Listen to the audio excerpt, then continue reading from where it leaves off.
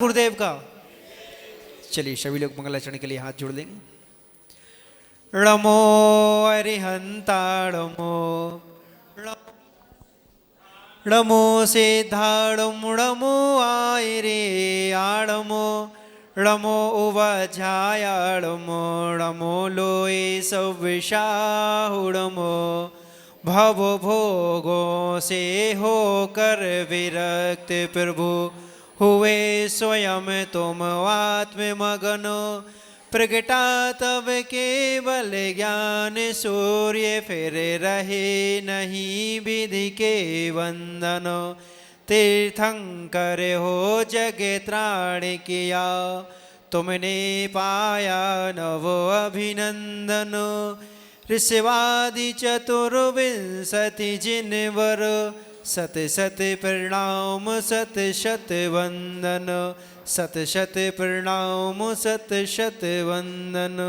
चव्र देवाय दिव्य गजाट मूलनायक श्री महावीर भगवान की, 24 तीर्थंकर भगवान की, चर्या शिरोमणि आचार्य गुरुदेव 108 श्री विशुद्ध सागर जी महामुनि राज की, साक्षात विराजमान मुनि श्री 108 अरजी सागर जी महामुनि राज की, समस्त मुनि संघ की। चलिए खड़े हो जाइए और पूज्य गुरुदेव से दोनों हाथ जोड़ करके निवेदन करते हैं। हे गुरुदेव, आपके चरणों में नमोस्तु नमोस्तु नमोस्तु। हे गुरुदेव, आप अपने मंगलमयी वाणी से हम सभी के लिए जिनवाणी का रसपान कराकर कृतार्थ कीजिए। नमोस्तु गुरुदेव, नमोस्तु गुरुदेव, नमोस्तु गुरुदेव। नमः सिद्धेभ्यः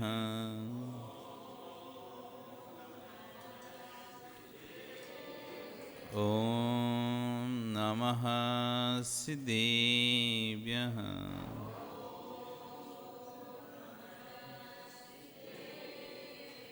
ओम नमः सिद्धेभ्यः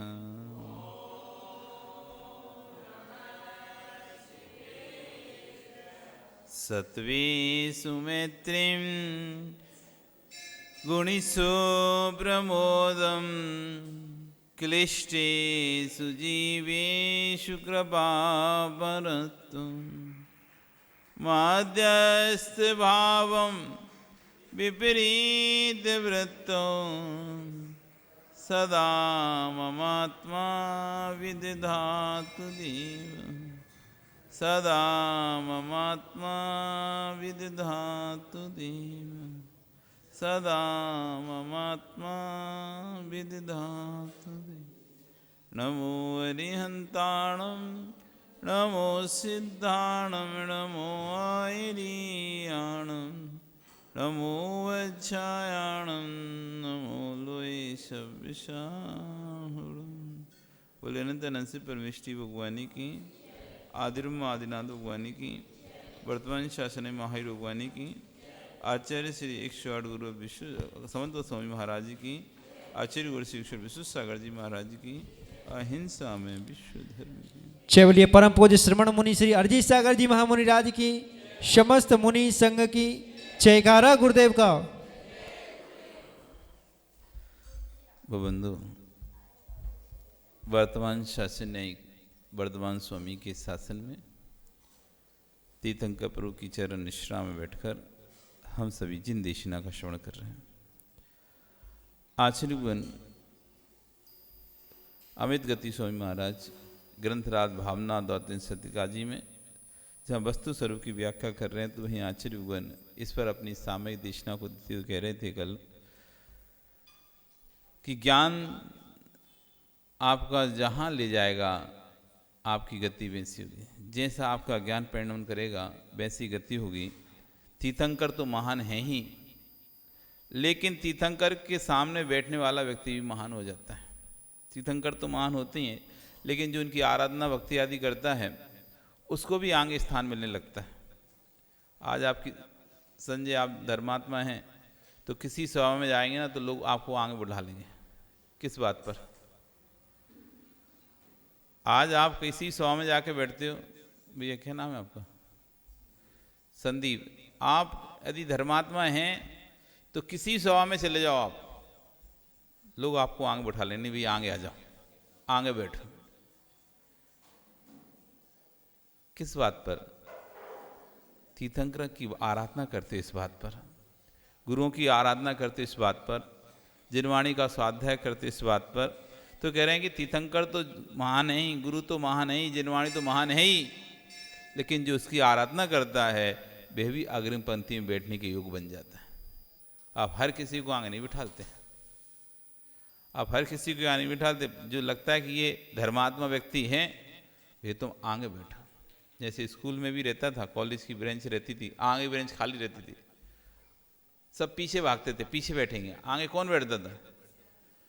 जो पढ़ने में जो होशियार रहता था, लोगों को लगता था ये होशियार है पढ़ने में, उससे तुम आगे बैठो, नहीं पीछे बैठते। अभी सभा में ही देख लो, जो थोड़ा धर्मात्मा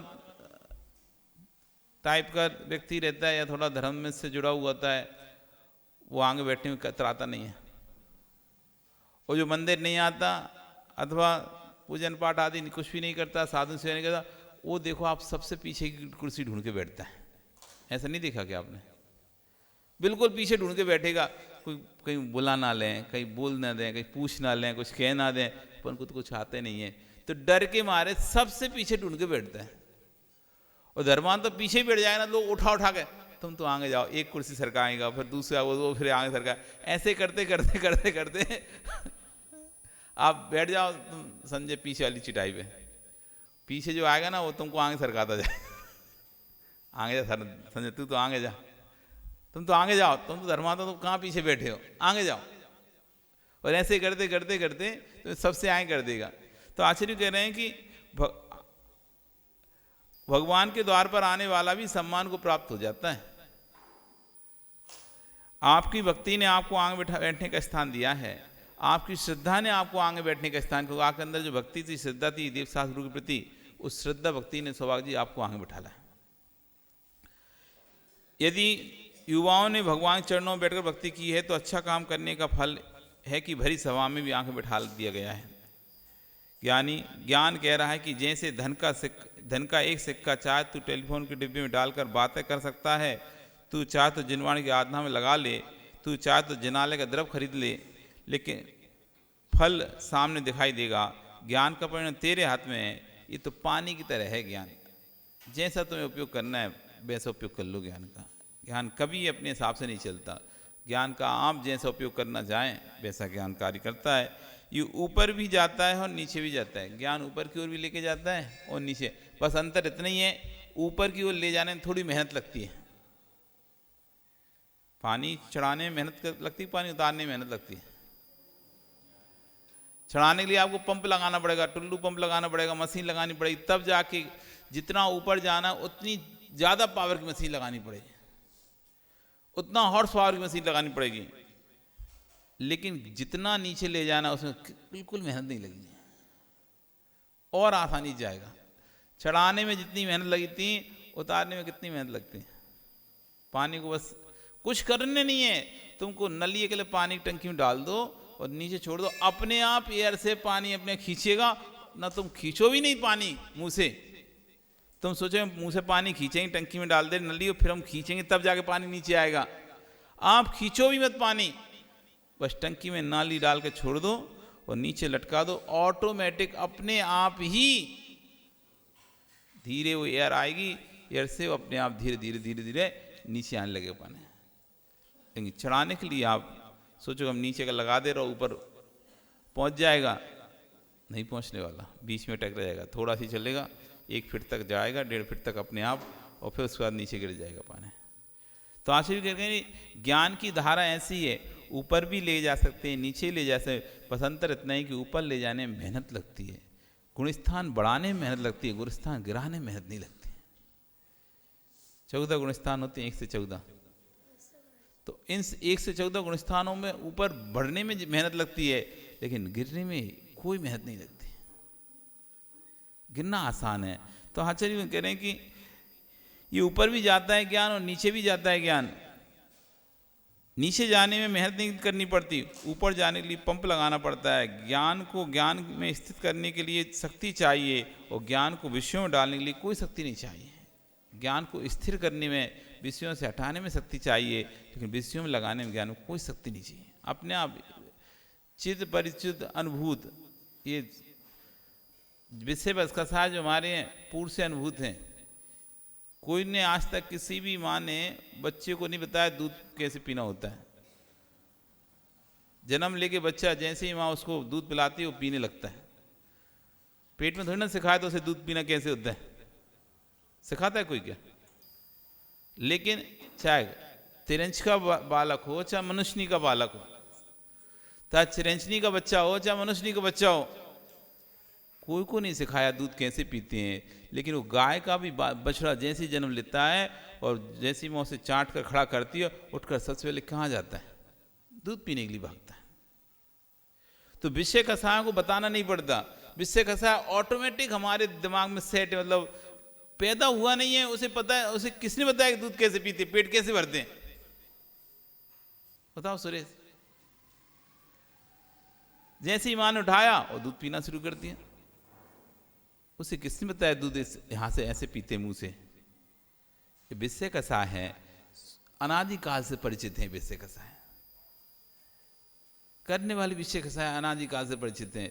कोई नहीं बताता भोग कैसे भोगना पड़ता है, लेकिन जैसे जैसे बड़ा हो जाता है अपने आप भोग भोगना सीख जाता है। शुद्ध परिचयान भूगा सबस्वी काम भोग बंद कहा। आज तक इस चीज ने सुना क्या है, परिचय किससे हुआ है और अनुभव किसको किया है? तीन प्रकार की चीज होती है, एक सुनना, एक उससे मिलना और एक उसका अनुभव करना। शक्कर कैसी होती है? मीठी। सुना तुमने बात, शक्कर मीठी होती है। फिर तुमने देखा शक्कर को, ये शक्कर है, मीठी होती है। फिर तुमने खाई शक्कर को, मीठी होती है। शुद्ध, परिचित और अनुभूत। जगत में जितनी भी चीजें हैं ये तीनों में गर्भित है।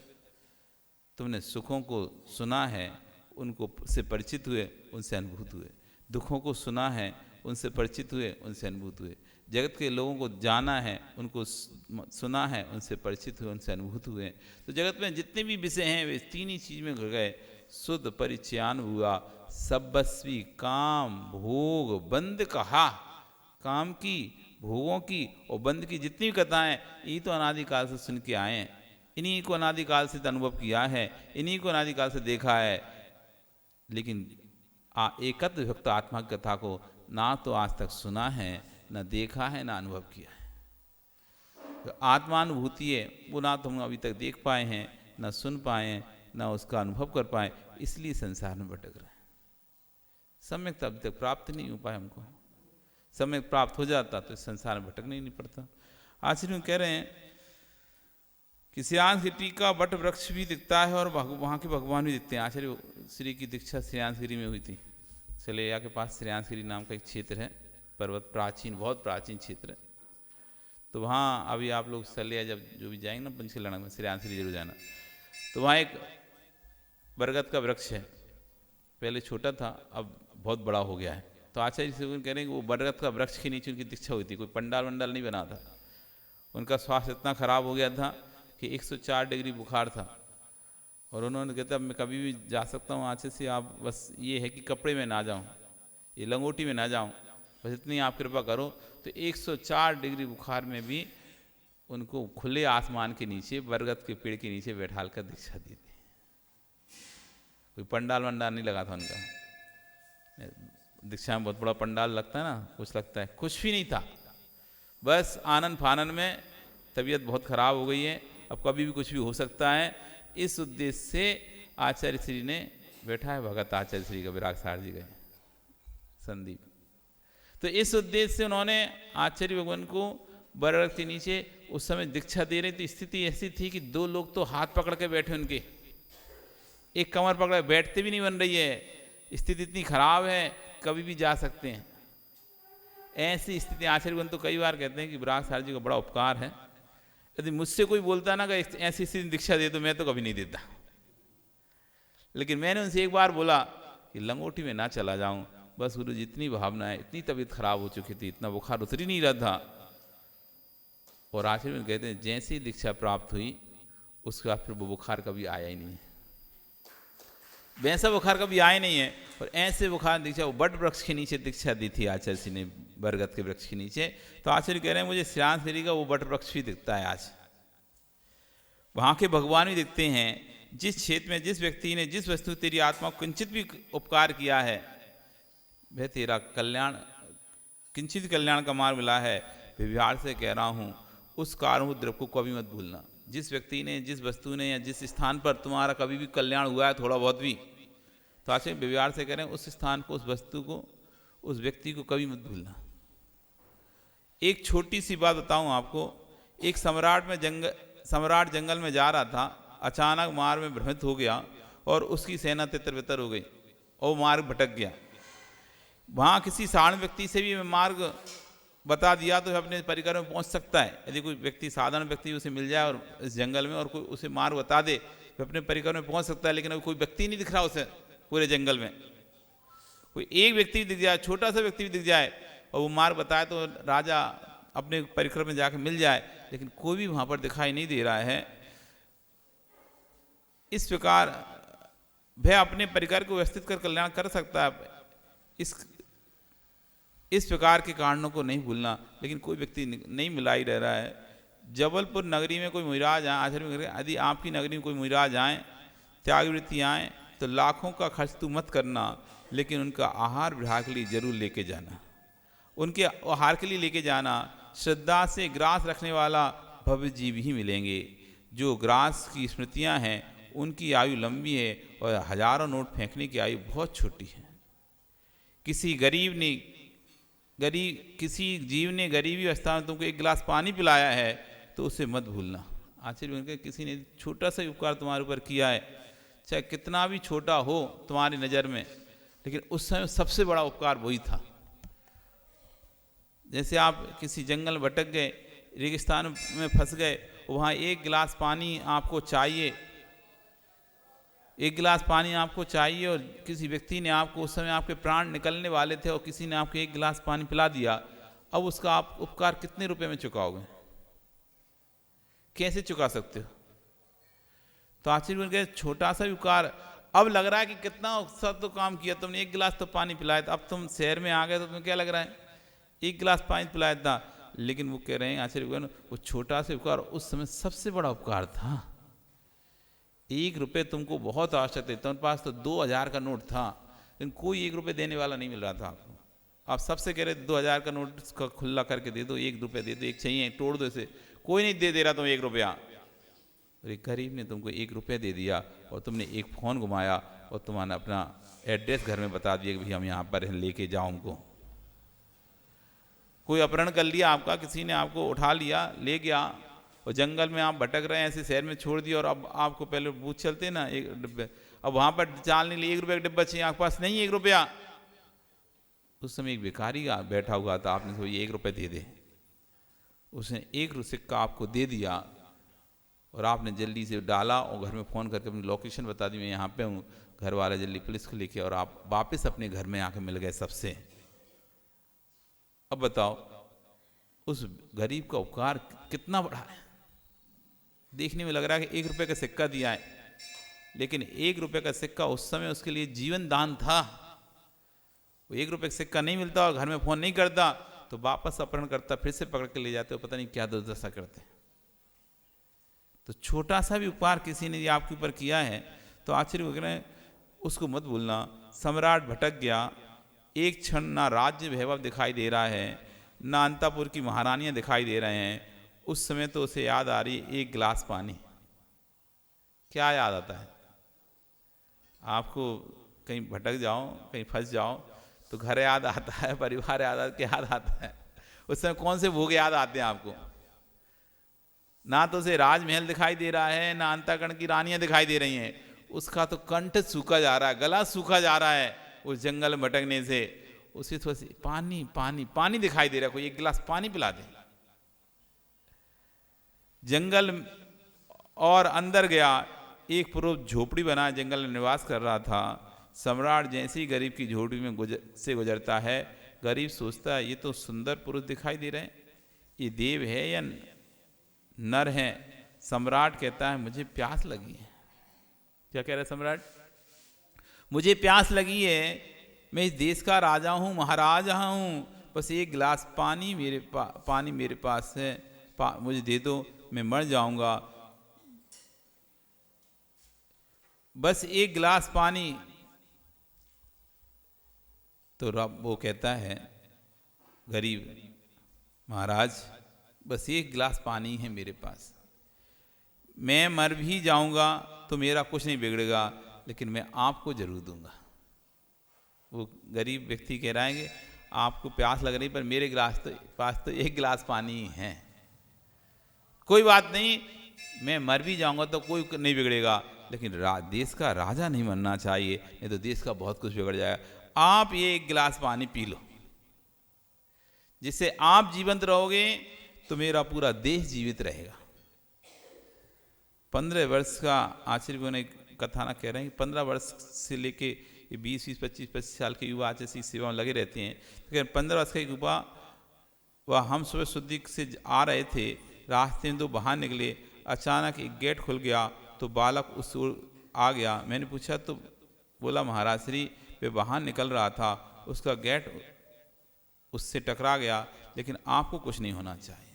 मतलब कहने मतलब आचार्य भगवान विहार कर रहे थे तो इस साइड चल रहे होंगे और कोई व्यक्ति अपना वाहन गेट खोला होगा, तो वो युवा ऐसे टर्न होकर उनके पास आ गया, इस साइड आ गया। तो आचार्य से पूछा कि इस साइड क्यों आ गए तुम? कि उस कार वाले ने गेट खोला है, कहीं आपको लग ना जाए, आपको लग ना जाए। तो आचार्य तुमको, मुझको लगेगी तो चल जाएगा, लेकिन आपको लगेगी तो नहीं चलेगा, क्योंकि मैं तो फिर से कोई और श्रावक तैयार हो जाएगा, लेकिन दूसरा विश्व सागर तैयार नहीं हो पाएगा। श्रावक तो फिर से कोई और बन जाएगा, लेकिन फिर से कोई विश्व सागर तैयार नहीं हो पाएगा। इसलिए आपकी रक्षा पहले, इसलिए साधु की रक्षा पहले होना चाहिए। श्रावक तो फिर से तैयार हो जाएंगे, लेकिन एक साधु तैयार हजारों लाखों के बीच में से एक साधु निकलता है। यदि उसको कुछ हो गया तो कितना जिन शासन का हानि होगी, कितना जिन शासन को नुकसान होगा, ये भावना होना चाहिए हमारे अंदर। हमारा कितने उदाहरण आते हैं, आचार्य विमल सागर, आचार्य महावीर कीर्ति स्वामी महाराज, सरमत्सार महाराज, जब जब उपसर्ग आए उन पर श्रावक अपने ऊपर झेलते रहे, डंडे खाए, पत्थर खाए, लाठी खाई, लेकिन मुनिराज के ऊपर आंच नहीं आने दी। जब महाराज ने पूछा तुमने, हमको लगना था तुम क्यों बीच में आए, तो उन सेठों ने एक ही उत्तर दिया, हमारे जैसे कई सेठ तैयार हो जाएंगे, लेकिन आपके जैसे कई मुनिराज तैयार होने वाले नहीं हैं। इसलिए अपने जीवन में कुछ कर पाओ नहीं कर पाओ, साधु के प्रति रक्षा के भाव में से रखना, उनकी सुरक्षा के भाव, उनको किसी प्रकार की तकलीफ ना हो, ऐसे भाव सदैव रखना, और हमेशा उनसे पूछते रहो, कुछ मत करो, हम क्या कर सकते हैं, जो भी हमसे सेवा बन सकती है। आप लोग सही बताएं ना, जितनी कीमत आप लोगों के पास नहीं है ना जैनी साधु की, उससे गए कि जन अजनों के पास जैनियों की कीमत, जैन साधु कीमत है। आपके संप्रदाय में दिल से बता रहे हैं, जैन साधु की उतनी कीमत नहीं है जैन संप्रदाय में। महाराज सामान दिखते हैं, है महाराज, अन्य समुदाय में सब खजाना खोल कर रख देते हैं, बताओ महाराज कहाँ लगाना है इसको। यहाँ तो 1 रुपये भी तुमसे मांग लो ना तो फिर मंदिर आना बंद कर दोगे तुम। अरे महाराज ने हमसे 1 बोला कि रुपए दान कर दो, तो मंदिर ही आना बंद कर दिए, महाराज की सेवा ही आना बंद कर देंगे। यहाँ तो स्थिति ऐसी है, हम संप्रदाय में चले जाओ संदीप, तुम देखना, आज श्वेतांबर संप्रदाय में जाओ आप, ऐसे कैसे खोल के रख देते हैं, एक एक साधु नाम से पूरे एक मंदिर बना देते हैं, अरबों खरबों करोड़ों का। और जब भी वो दीक्षा आदि लेते हैं ना, आपने सुना होगा, पूरा पूरा घर, जितना बैलेंस, मकान, जमीन, ज़्यादा सब साथ में दान भी दे दिया। नहीं सुना? कितने आते हैं ना, रील्स आती हैं, कितने करोड़ों की संपत्ति, ये वो सब, दीक्षा पूरा परिवार ने ले ली और पूरा दान दे दिया। 36 करोड़ हो जाए तो सोचो आप तो 10 रुपये भी देते हैं, 36 रुपये भी देते हैं, उसमें 36 बातें सुना देते हैं कि हमने दिया, हमने दिया, हमने दिया, हमने महाराज को इतना दिया, हमने महाराज को ऐसा कहा, हमने महाराज को इतना किया, महाराज ने हमसे ऐसा कह दिया, महाराज ने वैसा कह दिया। दुनिया भर की 1760 कथाएं सुनाओगे और दोगे क्या? अभी आपको अभी कीमत नहीं पता। ये सब साधु यहाँ चले जाएंगे ना दूसरे संप्रदाय में, मान लो दिगंबर साधु यदि दूसरे संप्रदाय में चला जाए ना, तब तुमको लगेगा कि हाँ यार हमारा साधु एक हमारी कीमत धरोहर चली गई। अभी हमारे पास कहते हैं ना, वस्तु के रहने पर उसकी कीमत महसूस नहीं होती। वो वही वस्तु जब अपने से दूसरे के पास चली जाती है, तब हमको लगता है कि ये वस्तु तो हमारी थी, बहुमूल्य थी, बेशकीमती थी, इसे तो हमारे पास होना चाहिए था।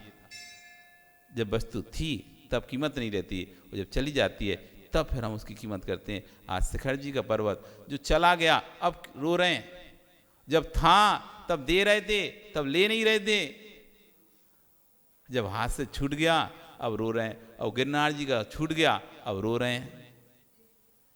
जब चीज़ मिलती है तब लेते नहीं हैं, और जब चली जाती है तब उसका स्मरण करते हैं। आखिर वो कह रहे हैं वो युवा उसका गेट उससे टकरा गया, लेकिन आपको कुछ नहीं होना चाहिए, इसलिए मैं इस ओर आ गया। मैंने कहा बेटा ये क्या बोल रहा है तू, एक माँ का लाल है, मुझे कुछ भी हो जाता तो मेरे तो ना कोई आगे है ना पीछे। अब आचार्य कह रहे हैं मेरे तो कोई आगे पीछे नहीं है, मुझे कुछ हो भी जाता चलता, लेकिन तू तो एक माँ का लाल है, तेरे पीछे तो तेरा परिवार है, माता हैं, पिता हैं, भाई बंधु हैं, परंतु तेरे माता पिता,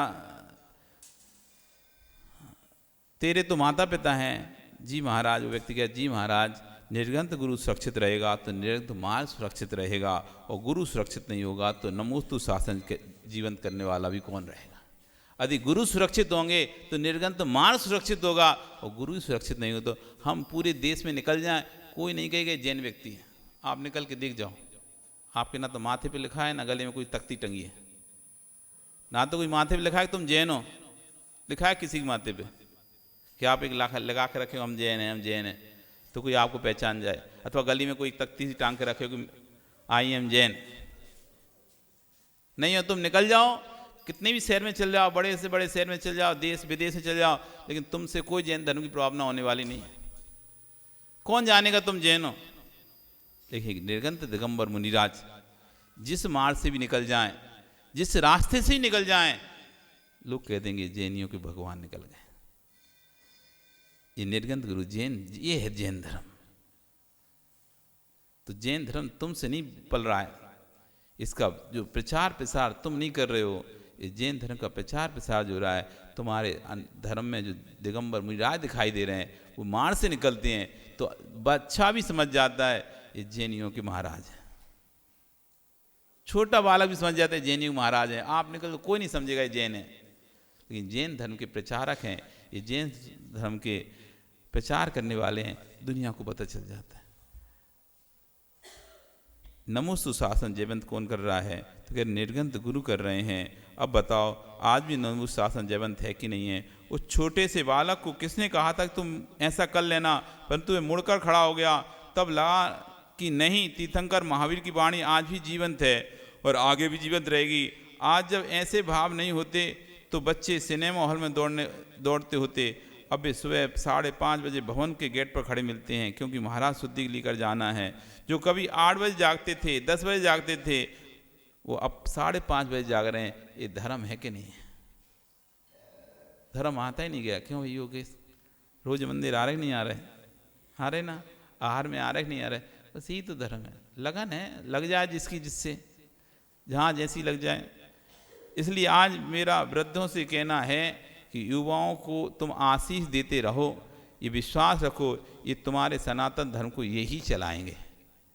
वृद्धों से आचरण वृद्धों से कहना है कि युवाओं को आशीष देते रहें तो यही सनातन धर्म को चलाएंगे। ऐसा मत कहना कि धर्म नहीं है, धर्म तो है, पर इसे सिखाने की आवश्यकता है। ये अनभिज्ञ हो सकते हैं परंतु ज्ञान से रहित नहीं है।